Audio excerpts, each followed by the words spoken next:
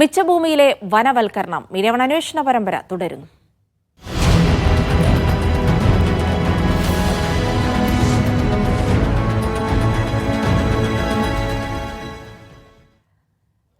Vesting and assignment act പ്രകാരം ഏറ്റെടുക്കുന്ന ഭൂമിയിലെ മരം മുറിക്കുന്നതുൾപ്പെടെ വനംവകുപ്പ് നടപടികളെടുക്കുന്നത് ശരവേഗത്തിൽ.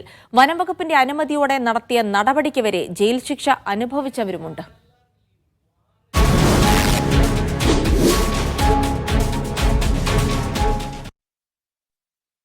പാലക്കാട് മുണ്ടൂർ പൊരിയാനിയിലുള്ള സഹദേവൻ പ്രേമചന്ദ്രൻ സഹോദരന്മാരുടെ അച്ഛൻ 1980-ൽ 7 ഏക്കർ ഭൂമി ശങ്കരനാരായണൻ നമ്പൂതിരിയിൽ നിന്നും വിലയ്ക്ക് വാങ്ങി. വർഷങ്ങളോളം റബ്ബർ കൃഷി ചെയ്തിരുന്ന സ്ഥലത്ത് വനം വകുപ്പ് അവകാശവാദം ഉന്നയിച്ചു. വനം വകുപ്പിന് അനുകൂല വിധി വന്ന് ദിവസങ്ങൾക്കുള്ളിൽ തന്നെ 1400-ലധികം റബ്ബർ മരങ്ങൾ വനം വകുപ്പ് ഉദ്യോഗസ്ഥർ മുറിച്ചു വിറ്റു. 2023 വനം വകുപ്പുകാർ ആ മരം മുറിച്ച് 2012 വരെ ഞങ്ങൾ ടാപ്പ് ചെയ്തതാണ് മരം. ഞങ്ങൾ വെച്ചുണ്ടാക്കിയ ആ സ്വത്തുക്കൾ ഞങ്ങൾക്ക് തരണ്ടേ?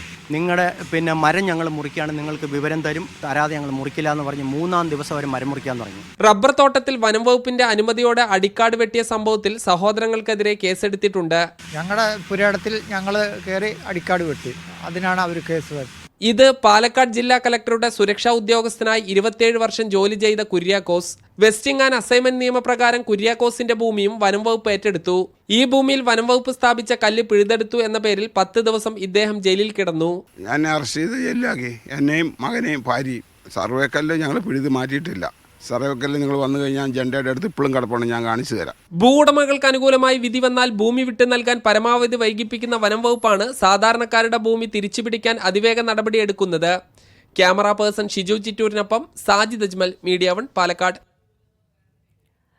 സാജിദ് അജ്മൽ തന്നെ തത്സമയം ചേരുകയാണ്. സാജിദ്, സ്വന്തം പുരയിടത്തിലെ അടിക്കാട് വെട്ടിയതിന് പോലും ആ കേസ് നേരിടേണ്ട സ്ഥിതിയിൽ കൂടിയാണ് ഇപ്പോൾ അവിടെയുള്ള ആളുകൾ എന്ന് മനസ്സിലാക്കുന്നുണ്ട്. കഴിഞ്ഞ ദിവസം വനമന്ത്രി തന്നെ ഒരു കാര്യങ്ങൾ പറഞ്ഞിരുന്നു. പ്രത്യേകിച്ച് നമ്മുടെ പരമ്പരയുമായി ബന്ധപ്പെട്ട് അത് മിച്ചഭൂമിയാണെങ്കിൽ അതിൽ അവകാശവാദം ഉന്നയിക്കില്ല വനം വകുപ്പ്. പക്ഷേ നിലവിലിപ്പോഴും അവരുടെ അവസ്ഥ പരിതാപകരമാണല്ലേ?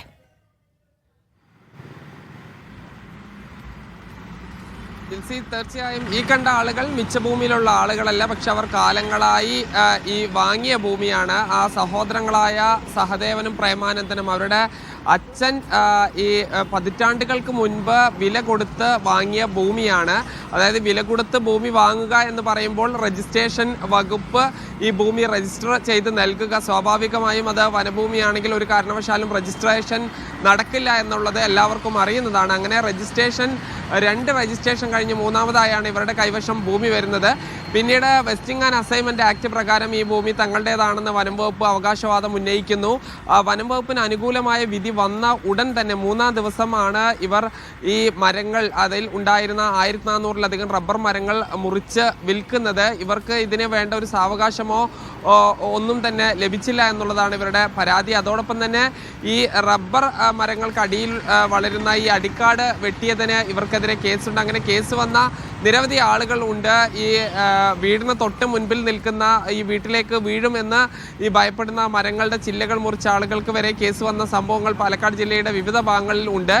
ഇത് കൂടാതെ ഈ കുര്യാക്കോസ് എന്നത് ഈ പാലക്കാട് ജില്ലാ കളക്ടർ സുരക്ഷാ ഉദ്യോഗസ്ഥനായിരുന്നു. അതായത് നമുക്ക് പട സിനിമയിൽ കണ്ടവർക്ക് അറിയാം, അതായത് ഒരു ചരിത്ര വസ്തുതയായിരുന്നു. അയ്യങ്കാളിപ്പട ഈ പാലക്കാട് ജില്ലാ കളക്ടറെ ബന്ദിയാക്കിയിരുന്ന സമയത്ത് പാലക്കാട് ജില്ലാ കളക്ടറുടെ ഈ സുരക്ഷാ ഉദ്യോഗസ്ഥനായിരുന്നു അദ്ദേഹം. ആ സീനിൽ ഉണ്ടായിരുന്ന വ്യക്തിയായിരുന്നു.